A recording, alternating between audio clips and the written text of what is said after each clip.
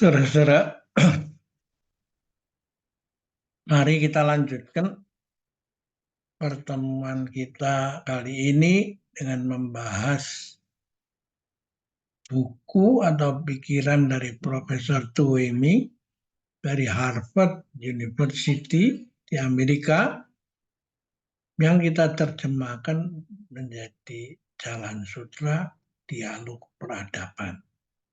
Diterbitkan oleh Mizan ini ya.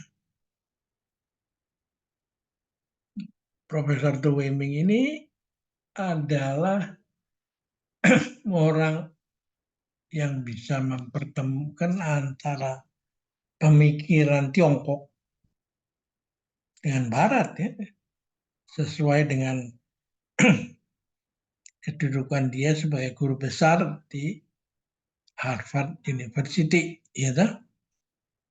Nah, dia ini unik setelah terjadinya tsunami di Aceh pada akhir tahun 2004, ketika orang sedang merayakan hari libur penutupan tahun, dia datang ke sini, ke Jakarta ini setelah dia menyampaikan pidatonya di Tokyo. Nah, ketika dia bertemu dengan saya yang menyambut itu, dia mengatakan alasannya mengapa dia kok mau-maunya menyempatkan dirinya datang ke Jakarta ini pada bulan Mei 2005. Itu. Dia mengatakan, saya mau menegaskan bagaimana sebenarnya setelah saya melihat kenyataan bagaimana solidaritas dunia muncul secara spontan ya, ketika bencana tsunami terjadi. Pesta pora penutupan tahun itu diubah menjadi pengumpulan dana untuk disumbangkan besar-besaran ke Aceh itu.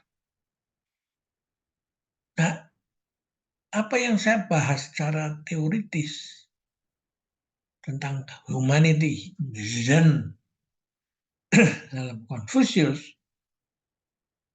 yang ditulis dengan manusia dan angka 2 itu menjadi kenyataan itu, ya. Dan juga orang merasa bersatu, disatukan oleh bencana alam tsunami itu. Ya. Dia hanya mau mengatakan itu aja. Ya, ini benar ini.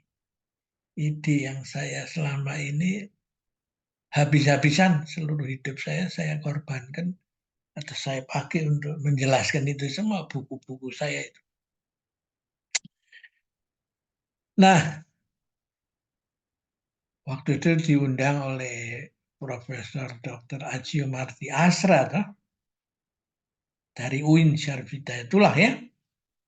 Dan karena setelah kedatangan dia, lalu banyak universitas tertarik sehingga kita mengadakan roadshow tuh dari Jakarta terus ke Jogja, Surabaya, terus ke Bali, ya, dan balik lagi ke Semarang dan lalu ke mana? Ke Jakarta lagi, lalu dia pulang itu dan dia meninggalkan memberi saya buku-buku koleksi lengkap dari buku-buku yang dia tulis itu.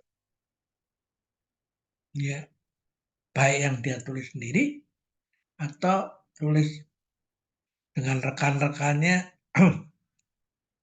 dari berbagai kalangan, lintas agama, lintas etnis, lintas pendidikan, tentang Konfusius sebagai ide dunia itu.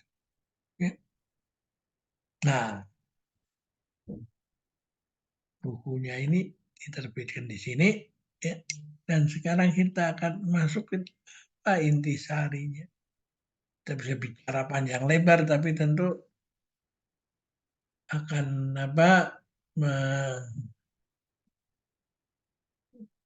waktu yang cukup lama sehingga rekaman ini bisa berkepanjangan, gitu, melewati limit yang kita rencanakan waktunya. Nah, dia menjelaskan a truly self-realization. Nah, mana sebenarnya manusia itu bisa merealisasikan dirinya itu. Ini berbeda dengan pandangan yang hidup selama ini di kalangan etnis Tionghoa yang ada di Indonesia. Yang melihat itu adalah bagaimana orang-orang itu etnis Tionghoa ini diterima, diintegrasikan ke dalam nasional Indonesia yang didirikan pada 28 Oktober 1928 itu dalam Sumpah Pemuda itu. Nah, ide ini kemudian mendapat tantangan lagi atau challenge lagi daripada konsep asimilasi. Ya yang berpikir begini, jangan macam-macam, kita kalau bisa mengintegrasikan pada kultur yang dominan di tempat masing-masing di tentang etnis Tionghoa ini. Ya. Kalau dia mengatakan a truly self-realization, mau di mana aja itu di seluruh dunia, pikiran ini penting ya. Nah, dia mulai dengan learning to be human, learning for the sake of the self. Ya. Belajar hanya sekedar untuk diri saya sendiri itu, menjadi manusia yang seutuhnya. Self is not as isolated atom, ya. Tidak seperti atom yang terisolasi ini. Ya. Not a single and separate individuality. Ya. Self as being of relationship, the sum of the relationship as a center of relationships. Ya. Nah, ini bandingkan ini atom yang isolated, yang nggak bisa dipecah lagi. Ini berkembang menjadi dari Dalton, ini meloncat sampai menjadi fisika kuantum itu, bahwa atom itu materi itu bersifat juga gelombang yang dipancarkan itu ya. Karena itu self as being of relationship, the sum of its relationship as a center of relationship. Jadi dia antroposentrik ya, yang diperluas itu, bukan antroposentrik yang tertutup ke dalam, minta dilindungi, minta dihargai hak asasinya, tapi self yang melebar itu. Self develops continuously, not as a closed system. Ya. Self itu terus berkembang secara continuous, bukan suatu sistem yang tertutup. Always open to other dimensions and human relatedness. Ya. Ever selalu expanding proses, and a ever-growing network of human relatedness itu ya. Terus berkembang itu ya. Seperti biji berkembang menjadi tumbuh, tanaman-tanaman terus berbuah ya. Go beyond selfishness. Dia tidak boleh egois ya. And self-centeredness itu jangan selfish dan jangan self-centered. Apa dia harus menurut kepentinganmu ya kan? Enter into continuous dialogue. Nah, ini penting ini with other within human relatedness relationship ya. Jadi itu self yang growing itu ya. Itulah yang beda dengan Maslow, piramida Maslow yang setelah melalui kebutuhan, hierarki kebutuhan, keamanan, akhirnya mau self actualization tapi susah karena semakin tinggi semakin selfish ya. Nah ini digambarkan oleh melalui ini self terus berkembang ya dari keluarga terus nation apa segala terus kemanusiaan terus menjadi warga dunia terus beyond itu. Jadi life after death itu adalah bagian daripada perkembangan ini. Nah, dia kasih warning yang penting ini. Those who are committed to cultivate their personal life for its own sake can have inner strength for self-realizations. Mereka yang committed untuk mengembangkan ini, ya, hanya sekedar untuk mengembangkan dirinya, ya, which is not compare, tidak sebanding mereka yang mengharapkan self cultivation sekedar untuk menjadi jalan untuk mencapai apa tujuan menjadi orang terhormat, orang apa politik dalam sosial dan lain-lainnya. Ini yang penting ini. Ini yang membedakan konsep Tuweming ini dengan konsep-konsep seperti integrasi dan asimilasi yang hidup di Indonesia pada waktu itu ya. Dan statement ini penting karena dengan keterbukaan sekarang ini semua orang bisa berkumpul melalui apa saja. Ada kumpulan etnis, kumpulan orang pun marga, apa segala macam, itu nggak bisa dicegah. Tapi hendaknya berorientasi pada apa di 4 samudra dan 5 benua ini semua orang bersaudara. Ya. Jadi ini yang menjadi penting karena apa? Ketika terjadi globalisasi yang dijanjikan mulu-mulu untuk kepentingan semua orang, akhirnya pada kecewa, lalu mulai dia lari ke ekstrem sebaliknya yaitu deglobalisasi. Nah ini berbahaya karena sekarang ini terlibat orang-orang negara-negara bangsa-bangsa yang mempunyai senjata pemusnah massal itu. Dan lalu terbengkelainya apa ekologi ya, dengan pemanasan global, pencemaran di mana-mana, deforestasi, ya pembakaran fosil apa, untuk menghasilkan energi ya. Nah ini membahayakan masa depan peradaban ini. Karena itu Profesor Tuwiming ini pikirannya sangat relevan di saat ini ya.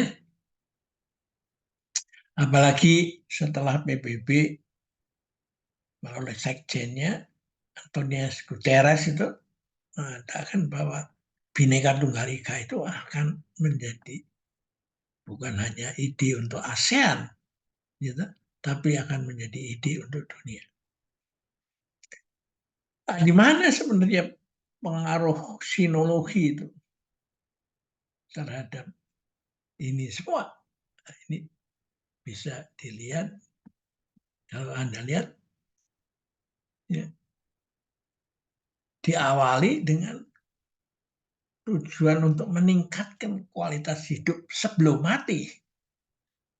Ya, jadi hidup di dunia saat ini di sini itu dibuka oleh Siddhartha Gautama yang lalu mendapat gelar sebagai Buddha,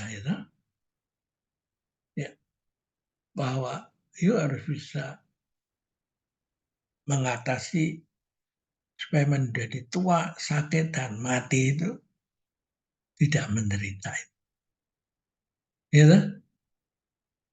Itu bukan harapan dari Siddhartha sendiri, tapi Siddhartha melihat orang yang keempat, yaitu orang yang tua, matanya bersinar, jenggotnya panjang, gitu, tapi dikelilingi oleh anak-anak muda, orang muda yang bertanya, Guru, apa sebenarnya tujuan hidup ini? Di dalam budaya Jawa kita kenal pertanyaan ini seperti sangkan paraning dumadi itu. Manusia ini dari mana? Asalnya menuju kemana dan harus berbuat apa di muka bumi ini. Ya toh? Nah, inilah Siddhartha Gautama, ya toh? Sang Buddha ini. Nah, dalam perkembangan berikutnya, ya, ini yang tadi itu dia mengambilkan karena semua berubah, tidak ada self yang isolated. Gitu. Yang ada malah kan tanpa self. Gitu. Ada selalu berubah kan? Nah, ini yang menjadi sumber pemahaman ini. Kalau Anda mau mengatasi menjadi tua sakit mati tanpa penderitaan, gitu, bisa lepas dari jebakan itu. Nah, karena terus berkembang, lalu pemikiran itu berkolaborasi, terjadi penyerbukan silang budaya dengan wisdom dari Tiongkok yang menghasilkan bodhisattva, ya, dewa atau dewi olas asih itu, ya, orang yang mau membantu dunia ini dikarenakan telinganya mendengar keluhan di mana-mana sehingga ketika dia mau dalam tahap sampai masuk ke nirwana, dia membatalkan dirinya kembali ke dunia untuk membantu manusia yang memerlukan bantuan ini.